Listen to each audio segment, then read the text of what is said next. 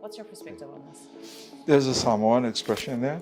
It says, fesuia'i faiga. Applications different, variations of the way we do things, but the Fa'avae remains constant. The core cultural values doesn't change.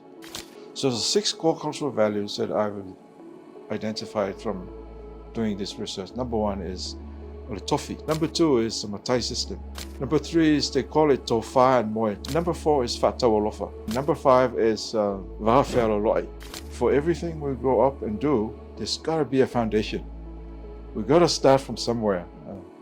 So the core cultural values of Fa'a Samoa are the very essence of why and explain of who we are. So here's the question.